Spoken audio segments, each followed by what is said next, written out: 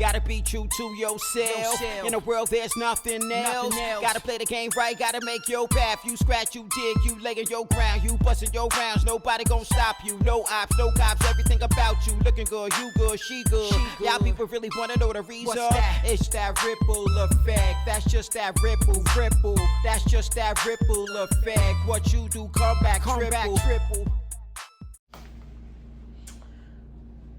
Hey, what's going on? It's your girl Kid out back in Ripple Effect. You already know what it is, and you already know the vibes. Yeah, I'm in San Francisco. I'm chilling, loving life. It's a bit cold here. I'm still have on my jacket. I'm getting all packed up because I'm about to head to Sacramento. But I appreciate all you new subscribers. You guys are pouring in. Day ones, y'all already know. But real quick, Giants fans, I need y'all to stay with me. Stay here, okay? It's a lot going on. It's a lot going on.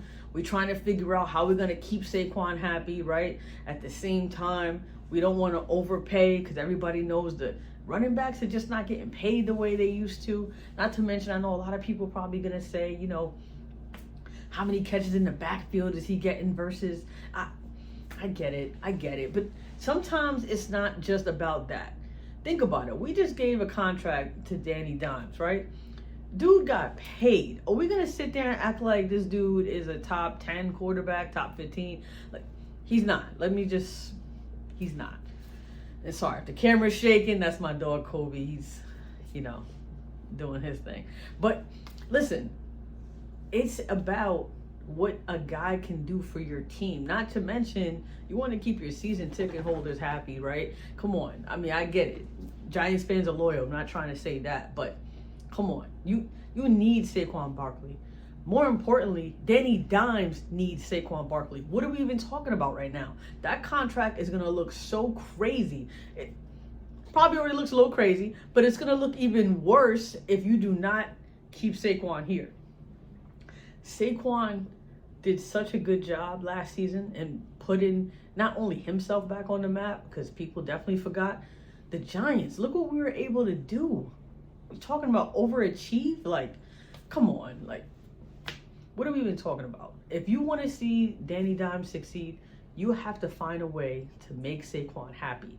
Now, is it going to be the exact number? See, things that go on in negotiation, we're not privy to that information, nor should we. I think those things should be discussed behind closed doors, because once they are, no matter what type of caliber player you are, things tend to get done. Remember with the whole Kevin Durant thing, right? When he wanted out of Brooklyn and the way that was going, once everything was so blown up in the media, it didn't get done because just too many hands, too many, people think they know what they're talking about. It's just too much going on. But all of a sudden, they kind of keep it quiet, keep it cool, just play, act like, let the season go on. And all of a sudden, he's over there in Phoenix, right? That's, you know what I mean? Things kind of just have to get done behind closed doors. Let the professionals do what they get paid to do, essentially, right? It's the same thing we say with the football guys. But, these guys get paid a lot of money for good reason. This is what they do all day, every day. Let them work, But I'm telling you, as a Giants fan myself and the Giants community, New York City, man, we need a win, man. Knicks did their thing last season. Can't really hold them to anything like that. But Giants, come on, man. We got to make that next step. We got to do something. It's just not going to work if we don't sign Saquon. That's all I'm going to say about that. I know a lot of people are going to have a lot to say if we overspend for him, but then what's the reality? What do you think is going to happen if we don't have Saquon? If Saquon does not play this season, right? If he sits out, whatever he decides to do, because I don't think he's going to play under whatever the Giants are trying to, do now, franchise tag him and all that.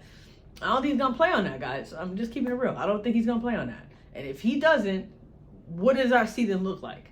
So for all you out there who are just like, oh, we're not paying him and just being, all right, and then what? We're not making the playoffs, guys. No. Darren Waller, I know, beast. Glad we got him too. We still not making the playoffs. Nope. We are not doing it. Watch. And we have a linebacker out indefinitely as well because he just had surgery. Dude. So you mean our defense already just took a hit before we even played it down in the season, right? We don't have a deal for Saquon. we definitely overpaid for Danny Dimes, you know, and for Daniel Jones, in case y'all don't know. Come on, we're gonna set him up for failure. That's for sure. Because if you don't think that Saquon was his security blanket, you got another thing coming, and you'll see. You'll see how it gets exposed, and that's nothing against Dayball. I'm sure he has a great game plan moving forward, whether with Barkley or without him. But at the end of the day, when you look at these other teams and just look at our division. Just look at our division. I get it. The Commanders don't even have a quarterback yet. I'm not really talking about them. But don't even, because every time everybody kept counting them out, they were still in the fight. But at the same time, it's like, what are we going to do with the Eagles? What are we going to do with the Cowboys? Nothing. So just keep that in mind for everybody who thinks that we should play this hardball with Saquon instead of trying to come together before training camp. You know, that would be ideal. Don't wait until week 1 and all of a sudden you're like, all right, no. Don't let him sit out one game just to see how bad y'all do, just for you to pay him. Don't do that. That's not smart. This is where everybody can come together, get a game plan going, and set the tone for the season early. Let people know, because we're still trying to get it. Anyway, no point to keep talking about that. They're gonna do whatever it is they're gonna do. But all I'm just trying to say is let these people work. And Saquon is doing exactly what he needs to do. He needs to go get paid because he put on a performance for y'all. When everybody who wrote him off, and I'm one of them, so I'm gonna stick up for him now because he definitely proved me wrong. I'm glad he did. So we gotta just let him do his thing. But just to switch it up, we're gonna go to the NBA because it's, you know, the off season is always more interesting than the regular season. Always, as you know, Wembanyama, he was shut down in summer league, which is cool. I understand that. He just needed to have that one breakout game for people to kind of just calm down, you know. There was just so much made of, I mean, I get it. I mean, there was so much hype with him coming in, you know. I mean, we haven't seen hype like that since LeBron James. And LeBron James is going into his 21st season, you know, as an NBA season. Like, it's craziness when you think about it. His 21st NBA season. Crazy. Remarkable. Unbelievable. But it's been a long wait. You know, kids have been made legal since then, you know, since we've had this type of height, this type of magnitude of player. So at the end of the day, yeah, there is going to be a lot of attention. People like Britney Spears are going to be getting involved in, you know, and seeing what's going on and having his name all over these headlines. I can't even imagine. Like, poor kid, like 19 years old, coming from France, totally different culture, different country, everything. And yeah, welcome to America, right? You know, his first game didn't play so good, you know, because, you know, a lot of people who are super, super into the stats, and it's like, you got to be able to see potential. And I get it. Potential could be dangerous because at the end of the day, they may not live up. But that's just life. But you can see those certain intangibles. I love the way he handles the ball. Did you see those passes that he had in the first game that nobody seemed to worry about because he only had those 9 points? Who cares? The jumper's going to fall. He's going to get into his rhythm. I know he got dunked on. Everybody went all crazy. Everybody's getting dunked on in the NBA right now. Everybody's getting dunked. If you're down low, like, that's just gonna happen. Like, these guys are super talented, super athletic. I mean, you see, you know, Ja Morant, what he's doing at his size, right? And I'm sure he's probably gonna dunk on him. Who knows? Like, point is, that's nothing to call somebody a bust over. Everybody was going crazy with all that. But I'm so glad he came out in that second game to just kind of not only shut everybody up, but just to show them, like, listen, y'all want numbers? Here's numbers. But the game is not really about that all the time. Like, yeah, certain things you do, they'll reflect on the stat sheet, of course, sure. But if you can't sit there and look at his defense, you can't look at the blocks that he had, this man could be averaging like 3 to 5 blocks a game. And, like, if anything else, he can be a defensive presence. The way he's able to move his feet. I know everybody wants him to put on this weight so fast. Honestly, as long as he gets stronger, especially this is what his team is saying as well, and plus you got to understand his frame, his body.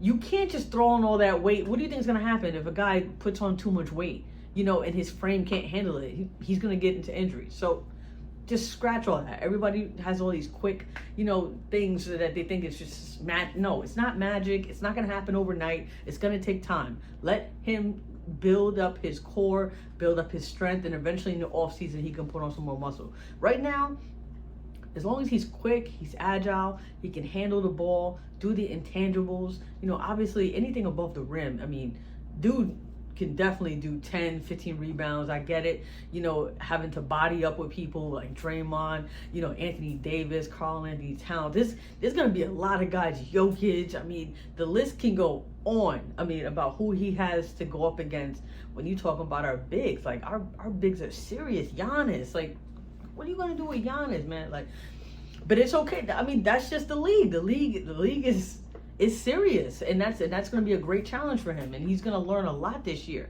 And we're also going to learn a lot about him. We're going to see how he handles, the frustrations, and that's why Greg Popovich signed that huge contract, right? And I say huge because he's already like, he's most people at retirement age, but he's still going, and not to mention he's still going and still can do the job, and he has that respect, especially of the guys in the organization. This is something that Wembanyama needs to do. He needs to follow everything that Coach Popovich says. If he does that, and not get hung up on the mistakes so quickly, because you're gonna make mistakes. That's just the natural order of things. You're gonna make mistakes. It's okay. You're gonna learn from it, and you're gonna move on, and then you'll have a long list of things to work off in the off season. I know everybody's looking, for the next LeBron James to just come out the gate, but even then, it took him 7 years to win the chip. Listen, it's gonna take time. Everybody wants the superstar athlete right off the bat, number one pick, to just take their team all the way to the promised land, and it just doesn't work that way. And it's crazy how people think life works that way, when in your own life things don't work out like that. So I don't even get it. But point is, he's gonna be great. I can't wait to see be rookie of the year, or it could be Chet Holmgren. Chet he's the type of guy that we were definitely looking at, and we were saying, he has a small frame. We're worried about him getting injured. And, he put on 8 pounds. Obviously he got injured in the last summer league, which was very unfortunate. But, he rehabbed. He got himself better. He looks great out there. He looks great. I hope they don't shut him down, especially before I get to go over there. But point is, these things take time. Let's see how, Chet does, moving forward. Excuse me, but it would be nice to see those guys go up against each other. Also, Jabari Parker Jr. These guys, man, the league is looking mighty bright, and I'm glad these guys are taking it seriously. Did he have to play summer league? No, but he did. He did. He's not taking the easy way out, because I know that's a lot of the knock for that generation, right? That they're taking the easy way out, not trying to put in enough work. He's showing you. He's putting in that work. So you got to appreciate that. That's huge.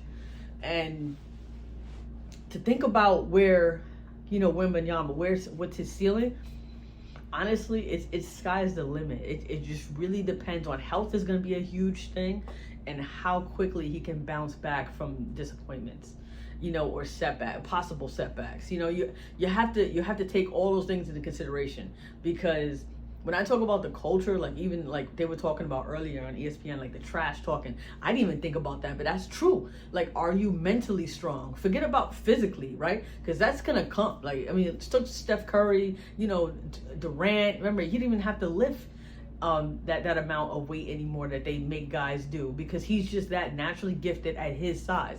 You just gotta figure it out, Dirk Nowitzki, right? But are you mentally strong? Like, that's something that he's going to have to tap into. That's something that he's going to have to rely on others to keep him very, not only grounded, but very, just guide him, because that's going to be a huge test.